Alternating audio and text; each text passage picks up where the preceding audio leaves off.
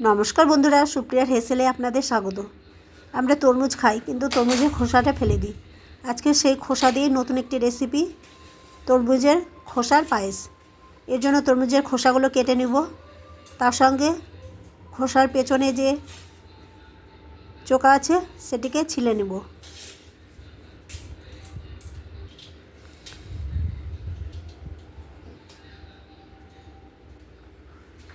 খোসাগুলো চোকা ছাড়িয়ে নিয়েছি, এবার ভালো করে ধুয়ে নিব। একটি গ্রেটার নিয়েছি, গ্রেটারের সাহায্যে তরমুজের খোসাগুলো গ্রেট করে নেব।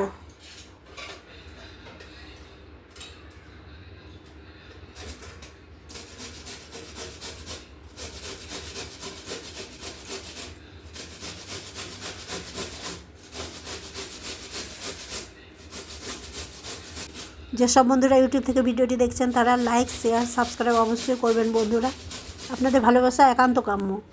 তার সঙ্গে পাশে থাকা বেল নোটিফিকেশান ক্লিক করবেন। যখন রেসিপি দেবো সবার প্রথমে আপনি পাবেন।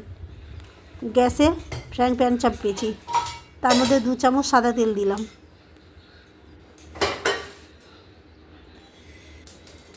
এবার যে গ্রেট করা তরমুজের খোসা রয়েছে সেটিকে দিয়ে দেব।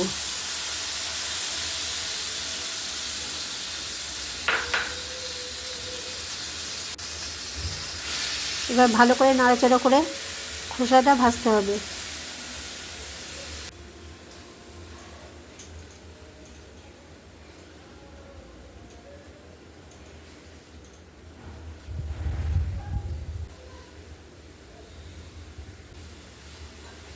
খোসাটা ধীরে ধীরে ভাজতে হবে।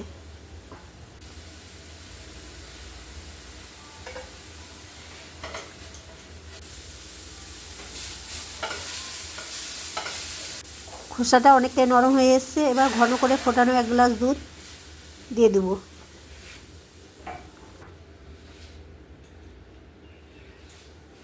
ভালো করে নাড়াচাড়া করে নেব। তার সঙ্গে চিনি যাবে হাফ বাটি।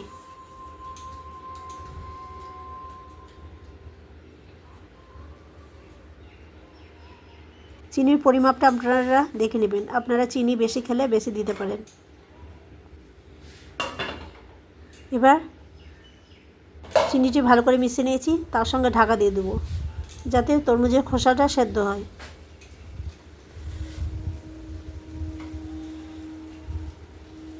মাঝে মধ্যে চেক করে দেখতে হবে, তার সঙ্গে নাড়তে হবে।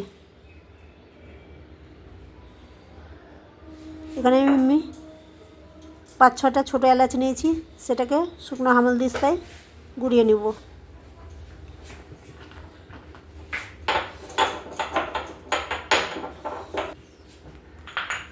এলাচ গুঁড়ো করা হয়ে গেছে, সেটিকে তরমুজের খোসার পায়েসের মধ্যে দিয়ে দিলাম। তার সঙ্গে নাড়াচাড়া করে আবার ঢাকা দিলাম।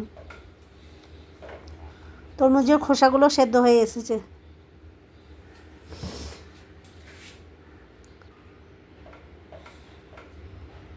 ভালো করে নাড়াচাড়া করব।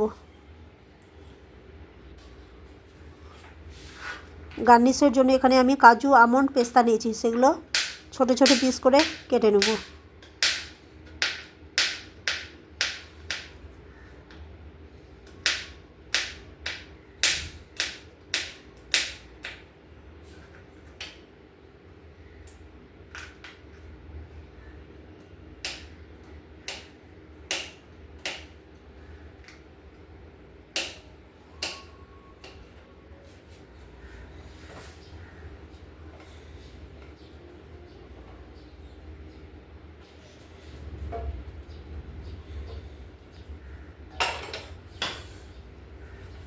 আমাদের তরমুজের খোসার পায়েসটা হয়ে এসেছে।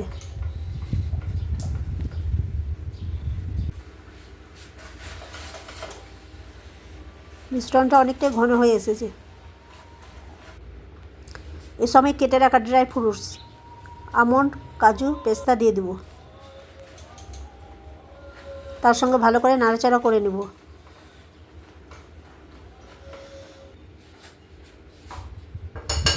আমাদের তরমুজের খোসার পায়েস তৈরি। সেটিকে একটি প্লেটে ঢেলে নেব।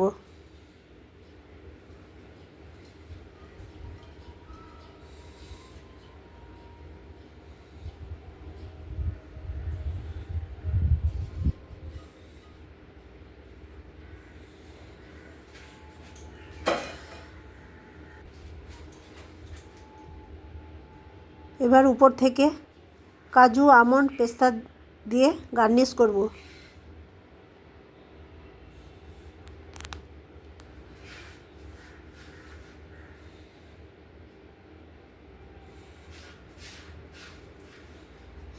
আমাদের তরমুজের খোসার পায়েস তৈরি। ভিডিওটি দেখার জন্য অশেষ ধন্যবাদ।